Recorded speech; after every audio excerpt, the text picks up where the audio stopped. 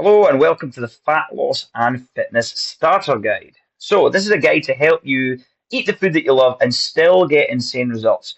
I want to say goodbye to yo-yo diets, smash your goals, stress-free, and keep them going forever on your own. So, let's get cracking. So, getting started can be the hardest thing with so much conflicting information out there. This short resource is designed to help you understand fat loss basics. It'll defend you against all of the fat loss diets that are both useless and expensive. Now, you've probably heard everybody going on about it, and we do it pretty much every day on every single program I work on because it's impossible to lose body fat unless you are within a calorie deficit.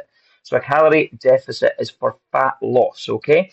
Now, if we look at this little resource just here, we can see that consuming fewer calories than you burn, okay? So, eating less and moving more, and that helps you reduce body fat.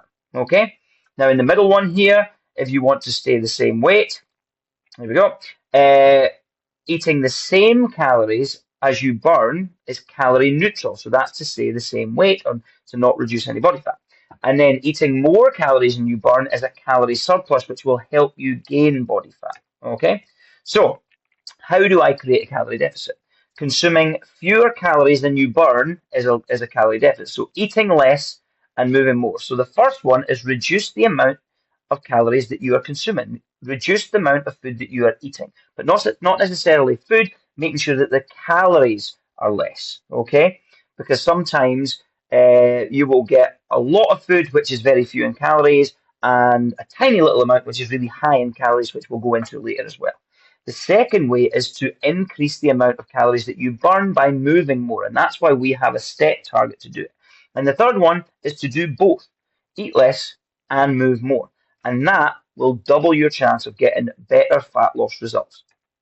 So, what are calories? Calories are units of energy found in food and drinks. They are made up of macronutrients called proteins, carbohydrates, fats, and I have added alcohol as a fourth. Okay, the reason being I don't want to avoid it completely, and it's not quite a macronutrient, but it definitely needs to be mentioned in order to help us all on our way. All calories are created equal, but vary in quantity in any given food or drink. Okay, now you'll notice that a big burger here is 500 calories, but then a couple of drops of oil can be 150 calories, okay? And then a huge salad, which is a massive amount, might be 210 calories, while a big bowl of pasta could be 490. And it's recording and tracking your food is what will arm you with understanding how many calories in the food that you typically eat. Now, carbs, okay? Now there are four calories per grams of carb, okay? And these are things like fruits, vegetables, pulses, grains, and breads, okay? Then we have proteins. Now these tend to be 4 calories per gram of anything that you're eating, and this is meat, poultry, fish, eggs, pulses, tofu, oily fish, and dairy. Now fats is 9 calories per gram, and you'll notice that there are some crossovers here as well, as we have avocado, oil, nuts, seeds, oily fish, eggs as well in this side of it.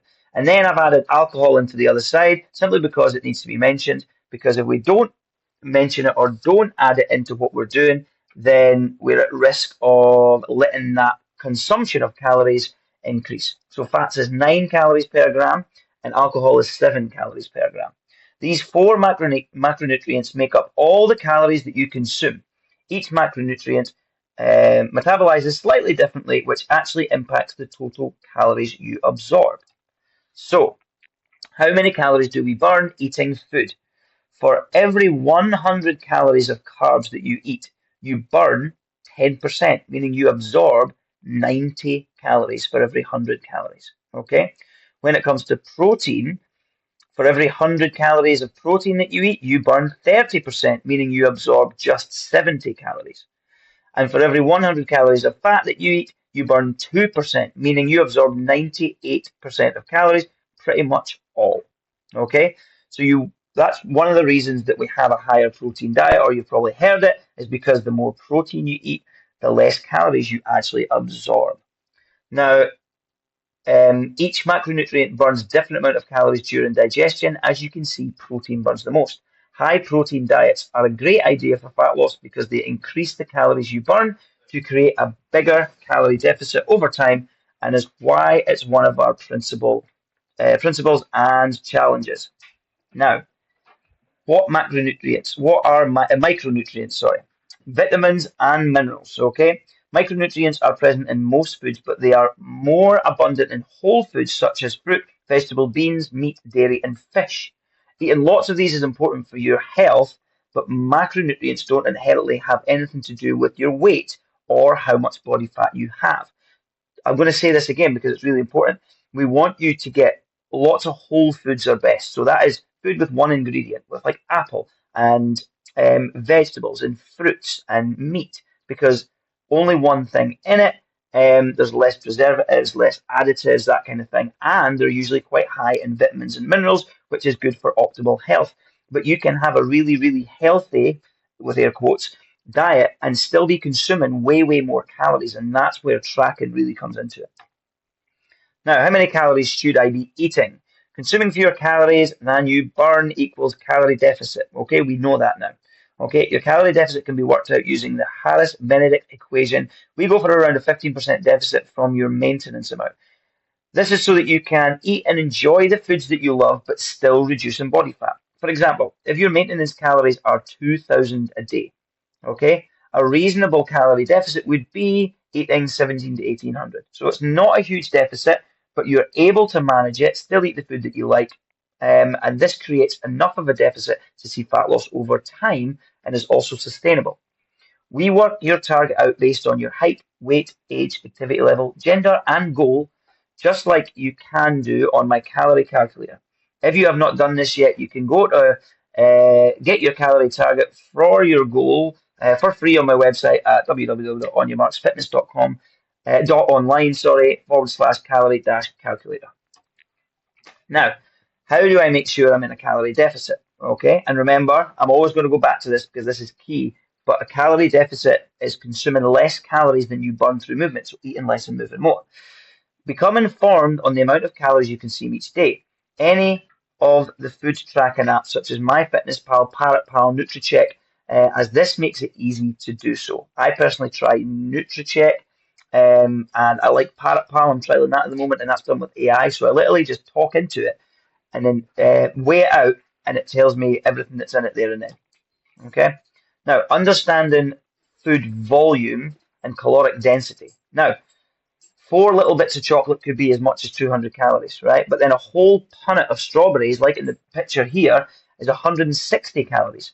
As different foods contain different amounts of calories, volume doesn't necessarily tell you about caloric density. Small amounts of some foods can be massively high in calories, while other amounts of other foods can be low in calories. So stay informed, and that's the beauty of tracking, because you will learn more about the foods that you typically eat just from tracking your food, more than I can ever teach you. Okay? So understanding portion sizes is the other thing. Now, these look pretty much the same, okay? Yet one is half the size, 300 calories. The other one, 600 calories. Now, it might not even be that much of a change. It might be like loads more cheese on it, double the amount of pasta. It could be anything, okay? But portion sizes can look similar, but the calories included can be quite different. Weighing out your calorie dense foods may be very, very useful, and it's what we kind of recommend as well. And the idea is you're not going to have to do it forever, as we mentioned. Do I have to track calories forever? No. Think of it like a temporary education. If you need a calorie deficit to lose body fat, understanding how many calories you're consuming is going to be very useful. Think of it like a learning process until you get skilled at eyeballing portions, and that just happens through time and repetition. Now, building a balanced, nutritious meal. This is kind of what an ideal plate would look like. So you've got a little bit of everything.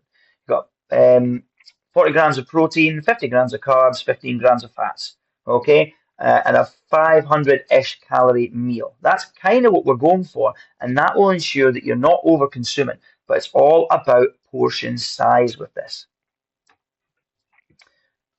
Cool. For that is pretty much it. Okay, you all should have a calorie target. You should have a protein target. You should have a step target, and that is it. Eating less, moving more, exercising regularly, having plenty of protein. Okay. If you've got any questions, please drop us a message. Also, let us know how useful this was, and there'll be lots more videos to follow. So enjoy.